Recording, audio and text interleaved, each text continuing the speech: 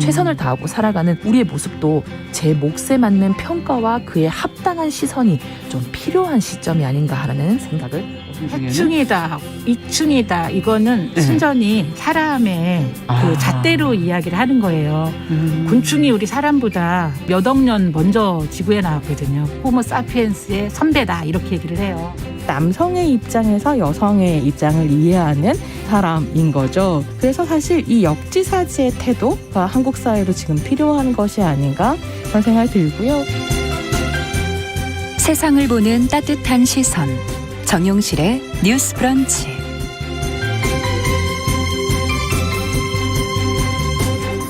네, 정용실의 뉴스 브런치 듣고 계신 지금 시각 11시 31분입니다. 자, 기후변화와 관련된 문제, 환경 이슈들 저희가 필환경 시대를 맞아서 샅샅이 살펴보고 있습니다. 환경하자. 오늘도 서울환경운동연합의 이우리 팀장 잘해 주셨어요. 어서 오세요. 네, 안녕하세요. 자, 저희가 지난주에 새 정부의 에너지 정책을 조금 더 자세히 들여다보자 이렇게 얘기하고는 끝냈거든요. 네, 맞습니다. 지난달에 발표된 새 정부 에너지 정책 방향에 원전 확대 정책이 많아서 환경단체와 또 지역 주민들의 반발이 있었다고 전달을 드렸었는데요. 네. 네, 원전 확대 정책뿐만이 아니라 재생에너지 정책도 후퇴된 것을 확인할 수 있었거든요. 그래서 예. 오늘 이 부분 좀 자세히 살펴보려고 합니다. 네, 좀 이제 지금 두 가지 사안이네요. 어찌 본다면. 자, 원전 확대 정책부터 좀 살펴보죠. 이거는 신규 원전 건설 또 노후 원전을 어디까지 연장해서 쓸 것인가 이 두 가지 사안 아니겠습니까? 네, 맞습니다. 신한울 3, 4호기 건설 계획 추진과 또 고리 2호기를 포함해서 2030년까지 수명이 끝나는 원전 10기를 운영을 연장하겠다고 밝힌 부분인데요. 네. 근데 이게 신한울 3, 4호기가 건설이 되면 경북 울진에만 원전이 10기가 밀집을 하게 돼요. 네. 그러면 원전 밀집도가 원래 세계 1위인 우리나라인데도 불구하고 그 안에 우리나라 안에서도 또 가장 원전이 많이 모인 곳으로 꼽히는 곳이 바로 경북 울진이 돼버리는 것이죠. 또 수명을 연장하려는 고리 2호기 같은 경우에는 이달 초 이제 내부 차단기 화재 사고도 있었고 운영했던 40년 동안 무려 60여 건에 달하는 사고가 발생한 곳이기 때문에 이미 노후화된 원전을 좀 폐쇄해라라는 입장들이 계속 이제 있습니다. 네, 이게 지난 시간에 저희가 좀 말씀드렸던 내용을 좀 요약해 주신 건데. 이 지금 사고 얘기를 하니까는 항상 사고라는 건 미리미리 대비하고 준비하지 않는 한 맞습니다. 어떻게 될지 모른다 이런 생각을 늘 가져야 될 것 같고요. 네. 자, 이런 원전 확대 정책을 어떻게 보시는 건가요? 지금 환경단체에서는. 말씀하신 것처럼 원전 확대 정책의 문제, 가장 큰 문제로 꼽히는 거는 사실 안정성이죠. 안정성이 가장 위험하다라고 판단이 되는 에너지 원인데도 불구하고 그걸 계속 확대한다라는 그 정책은 우리 국민의 안전을 어떻게 생각하는지를 좀 의문을 갖게 되는 부분이기도 하고요. 또 원자력 발전은 또 가장 큰 문제점으로 꼽히는 게 사용 후 핵연료 처리 문제예요. 사용했던. 네, 맞아요. 고준위 핵 폐기물이라고 불리기도 하는데요. 말씀하신 것처럼 사용을 한 핵연료입니다. 이 핵연료를 이제 인류와 인간과 분리를 해서 영구적으로 보관을 해야 되는 상황. 영구 보관. 그렇죠. 네. 최소 10만 년이라고 해요. 10만 년. 최소. 네. 최소인데요. 작년 12월 산업통상자원부 발표 자료에 따르면 현재 수준으로 원전을 가동을 하게 될 경우에 2031년 한빛 원전을 시작으로 원전 내 폐기물 저장소가 줄줄이 가득 차게 됩니다. 그러니까 즉 포화 상태에 이르게 되는 거죠. 지금 현재의 경우에는 이제 고준위 핵폐기물이 나오게 되면 그 핵폐기물을 원전 내에 있는 수조에 계속 보관을 하고 있거든요. 네. 그러니까 즉 이거를 이제 원전 내에서만 계속 보관을 하고 따로 방패장이 없는 상황이에요. 그걸 폐기물을 처리해야 될 그런 장소가 다른 공간이 없다는 거군요. 그렇죠. 네. 그리고 지금 이제 최근에는 경북 경주에 위치한 월성 원전의 경우에는 이미 그 수조 원전 내에 있는 수조 그 저장소조차도 포화되어서 원전 부지 내에 따로 설치한 임시 저장 시설에 지금 폐기물을 보관을 하고 있는 중이거든요. 어디까지나 계속 임시인 상황인 거죠. 그 폐기물을 보관을 하는 것 자체가. 그리고 또 이제 말씀드렸던 것처럼 마땅히 보관할 이 방패장, 그 고준위 핵폐기물 처리장이 없다는 것이 큰 문제이고요. 최근에 이제 유럽연합에서 그린 텍소노미 녹색 분류 체계를 확정을 하면서 이 이제 그린 텍소노미, 그러니까 녹색으로 분류하겠다. 이런 에너지원들을 녹색으로 분류하겠다. 그 체계를 발표한 것인데 네. 여기에 원자력 발전을 포함을 했거든요. 그래서 우리나라에서 이제 친원전을 얘기를 하는 분들이 우리 유럽연합도 했는데 왜 우리나라도 해야 되지 않겠냐 이런 얘기를 하셨는데 사실 이걸 좀 더 자세히 들여다보면 유럽연합에서 이 녹색 분류 체계에 원자력 발전을 포함하면서 조건을 걸었습니다. 그 조건은 바로 방패장 건설이었어요. 그러니까 고준위 핵폐기물을 안전하게 보관할 수 있는 방패장이 건설이 완료가 되면 이거를 녹색 분류 체계에 포함시키겠다 이런 식으로 얘기를 한 거거든요. 지금 어느 정도 에너지 위기도 있고 이러기 때문에 이제 이런 것들이 다 이렇게 좀 들어가고 그런 거군요. 네, 맞습니다. 이 안전을 담보하고 그리고 폐기물조차까지도 폐기물 처리까지도 제대로 안전하게 해라. 담보를 해라. 그리고 그런데 이 유럽연합에서 말하는 이 기준에 부합하는 그런 내용들도 세계적으로 사실 어려운 상황이거든요. 그리고 또 이제 최근에 윤석열 정부에서 방패장 이 건설을 위해서 국무총리 산하에 기구를 따로 설치하겠다라고 밝힌 바가 있는데 이게 또 실효성은 좀 의문인 상황이에요. 왜 그렇게 보시는 거죠?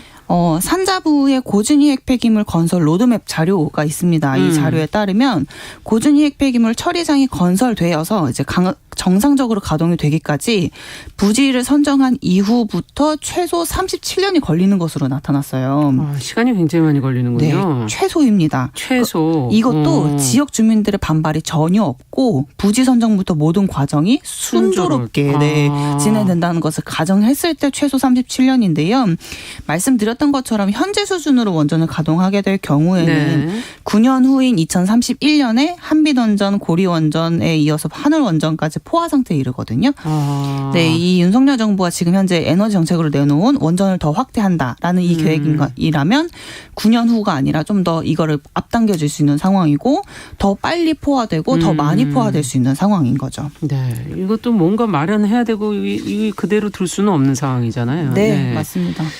또 다른 부분이 앞서 이제 재생에너지 정책 얘기를 지적을 해주셨었는데 새 정부에 어떤 부분을 좀 들여다볼까요? 원전 확대 정책을 이제 내놓으면서 자세히 살펴보니까 재생에너지 정책이 완전 후퇴되었더라고요. 네, 어떻게 된 겁니까? 2030년 에너지 믹스에서 재생에너지 발전 비중이 축소되어서 많은 비판을 받고 있습니다.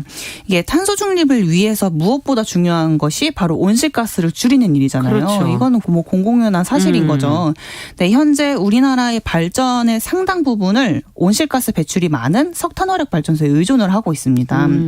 그래서 이번에 윤석열 정부에서 원전 확대를 통해서 탄소 중립 목표치를 달성하겠다라고 밝힌 것인데 문제는 이전 정부의 문재인 정부 때 당시에 2030년 발전 비중 목표와 비교를 해봤을 때 이 비중 목표가 석탄 발전 비중은 그대로 둔 상태이고요. 신재생 에너지 발전 비중을 확실히 줄여가지고 원자력 발전 비중을 높인 것이 문제로 드러났어요. 그러니까 즉 석탄화력 발전소 감축 목표는 그대로 둔 채로 원자력 발전 비중을 늘려서 실질적으로 재생에너지 발전 비중이 축소된 것입니다.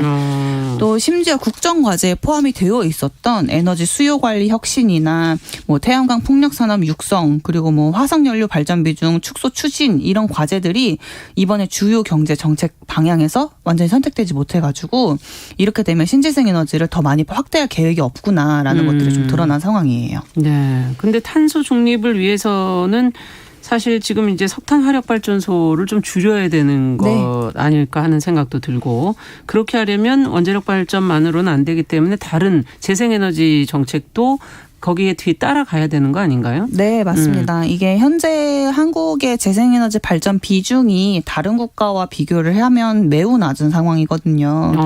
작년에 이제 국내 발전량 중에서 신재생에너지 비중이 6.5% 수준이었어요. 그러니까 지난 5년 이전 정부에서 뭐 재생에너지 많이 늘리겠다, 탄소 중립하겠다 이런 얘기하면서 재생에너지를 많이 늘렸음에도 불구하고 지난 5년 동안 고작 3.1% 상승한 거거든요. 그러니까 되게 더딘 수준이고요. 되게 느리게 비중이 지금 올라가고 있는 수준인데 국제에너지기구 자료를 보면 2019년 한국의 태양광 또 풍력 발전 비중이 2.7%였거든요. 그런데 같은 해 일본, 미국에 비해서 3분의 1 수준이었고요. 영국이나 독일에 비해서는 10분의 1 수준이었어요. 그러니까 굉장히 낮은 거죠. 사실 이런 재생에너지를 늘린다, 발전 비중을 늘린다 그런 걸 살펴봤을 유럽은 때는 비중 비중이 어느 정도 되는 거예요? 유럽 비중은 이미 영국은 23.7%, 그리고 독일은 28.1% 정도예요. 그렇군요. 너무 차이가 좀 많이 크죠. 나는군요. 네. 네. 우리나라 2.7%인데요. 네. 끝으로 이제 영국의 비영리 단체 클라이밋 그룹 아리백 담당 샘 키민스 대표가 이런 말을 했더라고요. 예. 원전 건설에는 20년 이상 걸린다는 점을 고려를 했을 때 신규 원전은 2040년 중반까지는 에너지 안보나 또 탄소 저감에 기여를 할 수 없다라고 못을 박았어요. 그러니까 심각해진 기후 위기로 최근 이제 전 세계가 몸살을 앓고 있다는 사실은 이미 뉴스를 통해서 많이 들어보셨을 텐데요. 네. 그만큼 또 기후 위기 대응이 지금 전 세계적으로 많이 중요해지고 있습니다. 맞습니다. 근데 기후 위기 대응 그리고 탄소 중립이라는 이 큰 목표 안에 안전 그리고 지속 가능함이라는 키워드는 항상 따라다닌다는 것을 우리가 또 명심하고 우리 정부도 좀 명심을 했으면 좋겠다는 바람입니다. 네. 자, 오늘 새 정부 에너지 정책 환경 관점에서 우려되는 부분들 저희가 짚어봤습니다. 서울환경운동연합의 이효리 팀장과 함께했습니다. 말씀 잘 들었습니다. 네, 감사합니다.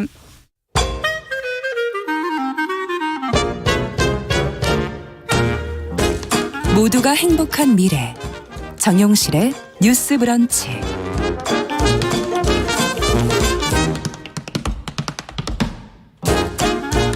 네, 정용실의 뉴스 브런치 듣고 계신 지금 시각 11시 41분입니다.